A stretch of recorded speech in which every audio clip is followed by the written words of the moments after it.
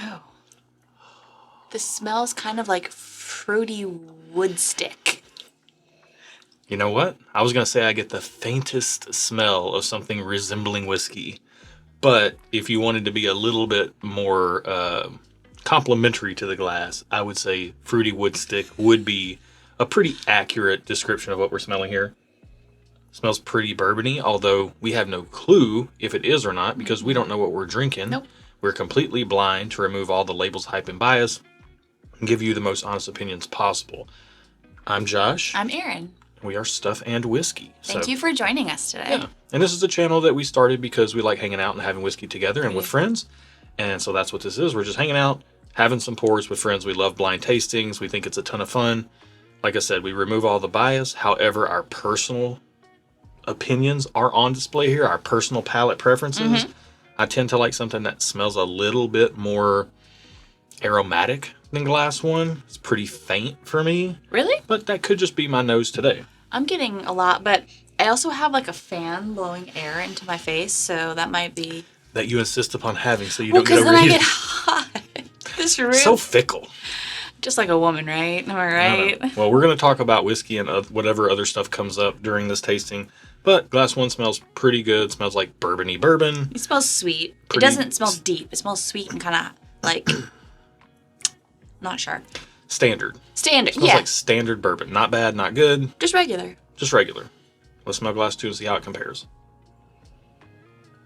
It also smells kind of regular. Much the same. This one smells a little more like tea-like to me. Wow, you were on it. I 100% agree. Also, Oh, thanks. pardon me, I got something in my throat here.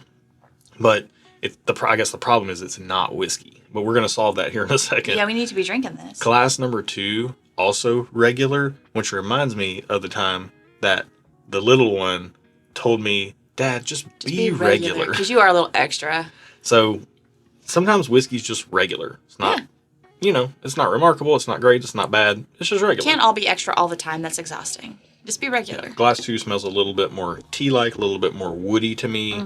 Going back to glass one, the fruitiness stands out. I'm getting more like apple juice on the second nosing. Yep. All right, let's get glass one on the palate. Cheers.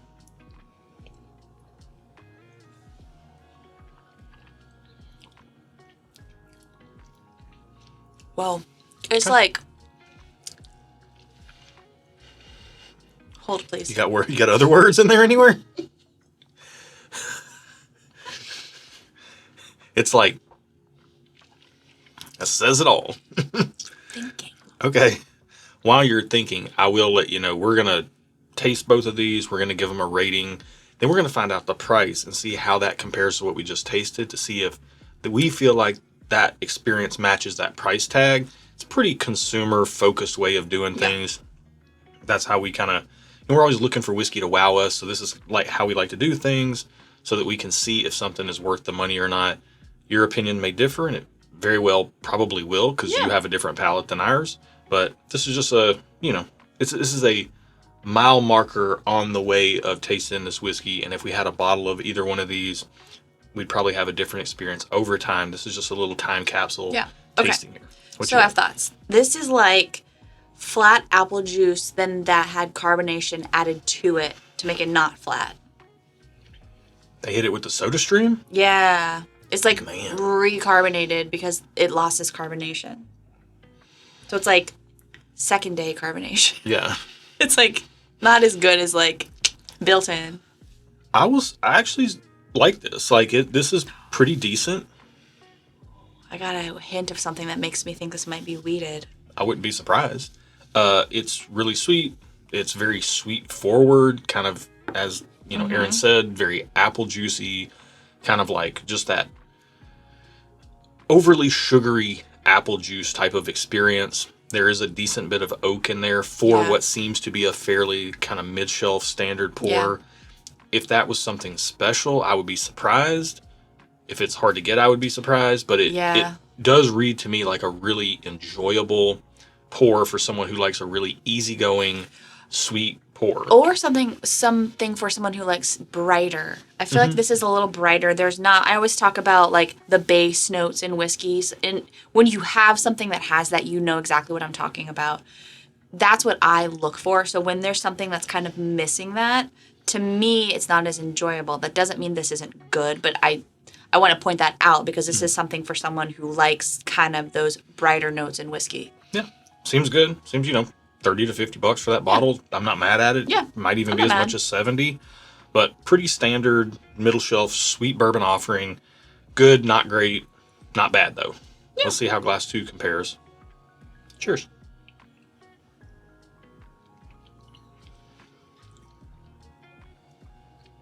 So off the bat, I do like Glass 2 better because it has a little bit darker undertones to it.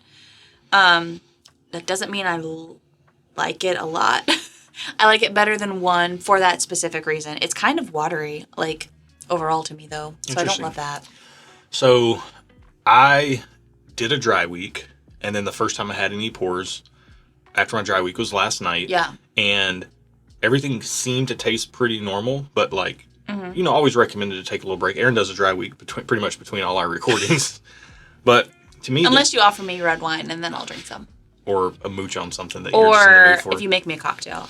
My weaknesses are red wine and cocktails, not necessarily neat whiskey. This, to me, is actually packing a decent punch. Like, I'm getting a lot off of this. I'm just not sure what I'm getting off of it I like more than Glass 1. What are you getting? Anything flavor-wise? Or not I'm really? getting more oak. I'm getting more barrel impact, which I tend to like, but I'm not sure I like the way it's coming across in here. It's coming across kind of like dry woodiness. And then I'm also getting this like corn grain note in here as well. Okay. And I don't hate it. I don't love it. It's just, again, these are kind of both regular to me. Yeah. This feels proofier than Glass 1. I agree. Glass 2 feels proofier. Maybe kind of sneakily so. Because now that I've had 2, maybe 3 sips, I can feel the finish. The first sip, it kind of felt watery and kind of thin, but I think Glass 2 might be something that surprises us. Yeah, Glass 2, it has a fair bit of impact, concentration of flavor. We talk about that phraseology around here a lot. Concentration of flavor. Concentration of flavor, because when we go to distilleries and pick barrels, that's what we're looking for, that concentration of flavor, because we find that that's what, not all, but the best limited edition special release bottles tend to have. They have that concentration of flavor that's really hard to just go to the shelf and buy. Yeah. And we don't have time to hunt bottles like that. So we go pick them from distilleries and make them available to our Patreon community. If you want to get plugged into that, you can find a link down at the top of the video description. Patreon.com/stuffandwhiskey. We make our barrel picks available to our Patreon community, and they stay within that. They don't typically open up to the public, so you can get into the free tier if you'd like. But for as little as $1, for as little as $1, you can support the stickiness on Glass 2 is kind of getting my palate there. I'm still tasting the finish. I think Glass 2 is going to be something that's probably more expensive than we want it to based on how it tastes. Yeah, but you can get plugged in for as little as $1, get behind the scenes stuff. Discord is $5, and then if you want to get in our barrel club, $10 and up. Which is usually where you can get in the barrel picks that you were talking about. And half of the barrel picks make it past the barrel club into the Discord and supporting member tiers. So it's just the most, highly coveted ones that tend to not make it past the $10. Okay, let's talk about this whiskey real quick. Glass 2 I can still taste the finish. Glass 2, I think, I still don't love the flavors that it's presenting. It is a little, dry, like you said, and it's not giving me a ton of, other flavors. But I do think it is probably more expensive than Glass 1, just based on the finish and how it lingers. Yeah. Do you have to let it linger? Do you have to? I'm not in the right key. Do you have to let it linger? Could have fooled me. I wouldn't have known. You know I'm such a fool for you. What about me? And you. Okay. You got me wrapped around your finger. I do. Okay, I'm done. Going back to the People nose. are probably like, shut up, lady. Well, I was going to ask, after you said linger, I was going to ask, do you have to let it linger? And then I was going to hopefully spur you to start singing. You don't have to spur me to sing the Cranberries. I'll sing them any old day. So, going back to the nose on Glass 1, it's is smelling even better to me. It is smelling better. I was getting more woodiness, but Yeah. And more again, like a pixie sticks. that depth is coming through that I got the first initial sip, but I think it's becoming more. And that's something to be said really quickly about spending time with a pour. Like on our videos, a lot of times you see first impressions and like first and a half impressions. We don't, because this video can't be 2 hours long, we are not going to spend time with the pours. But some of them do change over time. The more they sit out, the more you sip them, the more like... That's an experience in and of itself that we cannot put on film because y'all ain't got the time. We don't got the time. But and we're unedited. And we're unedited. Uncut, unfiltered. So I do think Glass 2 is one of those pours that changes over time. If you were to take this and sip it over the period of an hour or two, I think you get a different experience at the end of the 2 hours than you did at the beginning. I'd agree. Which is cool. Still don't love exactly the 100% flavors I'm getting, but I do like Glass 2 over Glass 1. Okay. I'm going thumbs up on Glass 2. Okay. And I'm going thumbs up on Glass 1. Okay. I think we're going to end up in the same spot here, actually. Mm-hmm. Because I'm thumbs up on both as well. I'm just confirming. Yeah, I'm going thumbs up on Glass 1, but I don't like it as much as Glass 2. That's fair. I am thumbs up on both as well. I think one is more for your sweet bourbon, easy sipper when you're in that mood. And if you're that type of drinker that you want something fairly easy going, but still has a good bit of flavor, Glass 1's not going to let you down. I agree. We'll see if the price tag matches what we're tasting, $30 to $50, 70 at a stretch. Whereas Glass number 2 to me definitely packs more of a punch. Feels like it could be hitting that $70+ mark. I would love it at 50, but I don't have to have a bottle of it just because I do kind of skew towards the flavor profile of Glass 1, but I do think Glass 2 is the better pour. Really? Oh, interesting. Okay. I think Glass 2 is the better pour. Is it because Glass 1's sweeter? Glass 1 is sweeter, yeah. Okay. I like that. Glass 2 kind of has this like honey, nutty kind of profile, honey, nutty, woody, versus like Glass 1 is a little bit more like pixie sticks and sugar. Pixie sticks are sugar, but Delicious sugar. Yeah. I think Glass 2 could win me over if it had a little bit more like milk chocolatey type of notes, which it has a little bit of that. Glass 2 is pretty dry. Yeah. So if you're sensitive to dry pours, then Glass 2 might not be for you. Yeah. But Glass 2 has a great finish, great concentration of flavor. I'm going to be with Aaron here. I would drink Glass 1 during daytime hours or when I just wanted to chill. I drink Glass 2 when I wanted a little bit more of a focused experience on what I was sipping. If I had to pick another glass of one or the other right now to have, I'd probably pick Glass 1, even though I think Glass 2 is the better. But we're recording before dinner, so it's not even 6 p.m. yet. And so I tend to lean towards a glass like Glass 1 before dinner and a glass more like Glass 2 after dinner. Okay, so what if I told you Glass 1 was $65 and Glass 2 was $130? Again, we skew to paying less money when we can. When we can. So I love Glass 1 at 30 to 50. I love Glass 2 at 50 to 70. I'm not surprised by these prices. Yeah, I'm not either. I told you I thought Glass 1 was probably 50 to 70, even though I wanted it to be less. And I told you Glass 2 is probably 70 plus, even though I want it to be less. Can I stay at those ratings, though? So I feel like I can stay thumbs up on Glass 1. Here's where I need to ask you a question. Mm-hmm. Is this totally based on I wouldn't buy this because my personal preferences, or like I think Glass 1 is worth $65. I think this is a worthy pour for $65. It's not for me. Okay. I wouldn't spend $65 on it, but I'm not going to tell someone who this is a very fruity, sweet, lighter, easier sipping pour, and if you like that, I would say I think it is worth $65. So, okay. Well, then I would say you'd be between thumbs up and just okay. Yeah. And just okay would be like, I may not buy a bottle of this, but I might get a pour at a restaurant or bar if I was there. I probably wouldn't. If it was the best thing on the menu, you might. Okay, I'll go just okay then. Okay. On Glass 1. Yeah. What about you for Glass 1? Yeah, I'm kind of between just okay and thumbs up as well. Like, I mean, do I have to have a bottle at $65? Not really. So I'm kind of a just okay, leaning towards the thumbs up side. Like, I just don't have to have a bottle of that, There's you something know? different about these. I feel like these might be weeded. Like, I keep coming back thinking, what is different about these? Okay, I'm staying just okay on glass 2 at 130. Don't love it. Hang on, you were thumbs up on both, and now you're just okay on both? No, I'm just okay on 1, staying thumbs up on glass 2. Oh, okay. Even at 130? Yeah. Okay. I think it's different enough.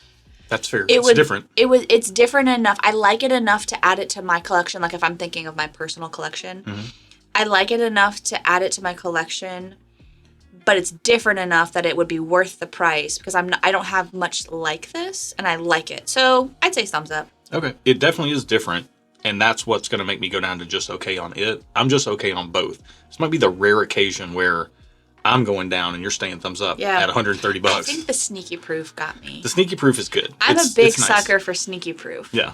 I mean, you're an expectations girl.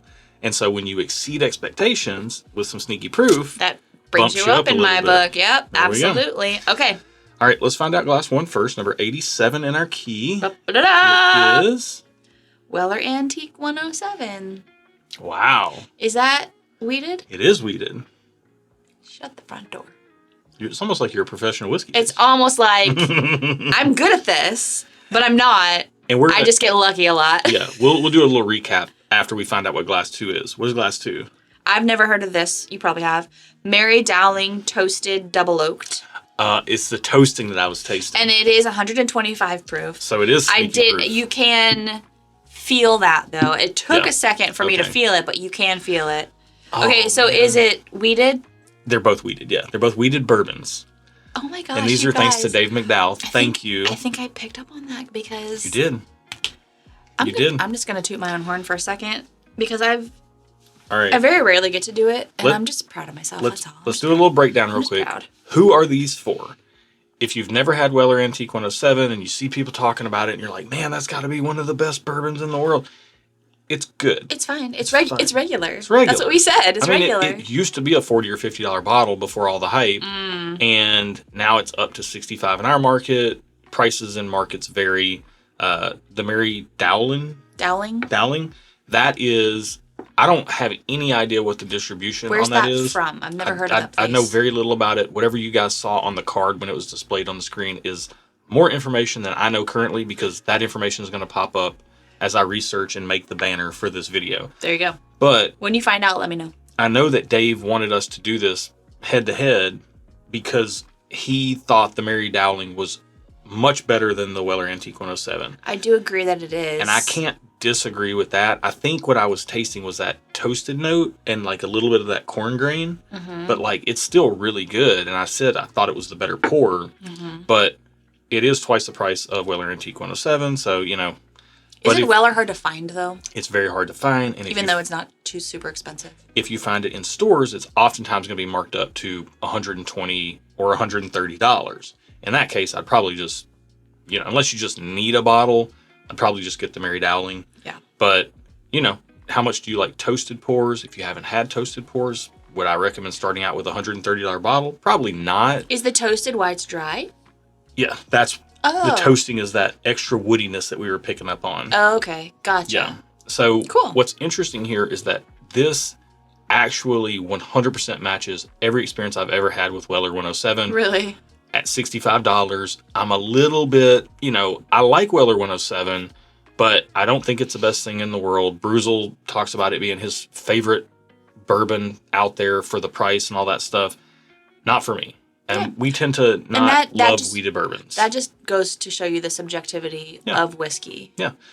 And, you know, weeded bourbons, like, we don't prefer them, but we still like really good weeded bourbon. So when it's done well, yeah. Yeah, and I do like Weller 107. I mean, famously, in the channel history, once upon a time, before we started this channel, actually, it's not even channel history, it's personal history, I tried Weller 107. I got a bottle from a friend. Yeah. And we had it... I did baby back ribs for my family, or maybe they were St. Louis ribs. Either way, we did some ribs at home, smoked some ribs, and I had my family over, and we cracked open Weller 107 and had an amazing experience, and this bottle endeared itself to me through that. So because of that, I always like to keep a bottle around because it reminds me of that, and there is some value in that for me personally, because I have background with it, but I do wish it were cheaper, and I think it should be a shelf available product at all times. Yeah. Because there's not anything in here that's not, other products do what this does. Yeah. Oh, for sure. 100%. It tasted like Buffalo Trace. I wish I would have said it tastes like a Buffalo Trace product. I thought you were going to say it was the H. Taylor small batch. Like, get any Buffalo Trace product has a similar profile to this. They all kind of taste a little similar. It's just the proof points are different. Well, the weeded profile is different than the regular. You catch a little funk in the weeded products that I don't detect. But it's there because I catch it. Yeah. And if it wasn't there, I wouldn't catch it. So Right. there is a difference. Any Buffalo Trace product across the board, that's a very blanket statement that I don't agree with. Yeah. Personally speaking. The weeders have a little weeded funk. Which, yeah. But Erin's mom made wheat bread when she was growing up, and I have little T trauma over that. Yeah, she detests wheat bread and all things wheat. Well, she would grind the wheat, and it was like in the air, and it was like. Okay. I don't have that trauma, so I like Weller 107, and I like most Buffalo Trace weeded products, but I don't love them. This matches my experience. Just use this as a touch point, a reference point along the way. Yeah, a data point. You say data or data? I just said data, so obviously I say data. I think I say both. It just depends. I think I do too. Like I say either, or neither. Yeah. Or tomato, potato. Say them all. Tomato. Yeah. This was fun. It was fun, actually. Maybe check out Mary Dowling. And if you can't find Weller 107 and you're ready to go to extreme lengths, maybe think twice. I would suggest holding off going to extreme lengths. If you come across it and you've never had it and you can get it at a decent price, then try it. Unless you know you love it, I wouldn't break the budget for it or yada yada yada all that stuff. I was going to say personal history. I got sidetracked on my own story. We gotta wrap this up. Personal history. I was ready before the channel started. After having that experience with Weller 107 with my family, I was ready to buy a case at secondary value because I just wanted to have it around all the time. And emotional ties do play into experiences and whiskey. Then I tasted more whiskey and I realized that Weller 107 is good but not great. Mm-hmm. I put it in some blinds against things like Rare Breed, Old Forester 1920, and some other stuff, and it didn't stand out as anything super special. Just depended on my mood and my profile preference, and that right there was enough to make me think, you know what, let me pump the brakes on this. Smart. And just do some more blind tastings, and hopefully this blind tasting encourages you to do some blind tastings of your own. Yeah. We love it. It's fun. I think it evens the playing field too, because as someone who is a whiskey nerd like Josh and who does not claim to be a whiskey nerd, because I don't care to remember anything about whiskey, it evens the playing field for us.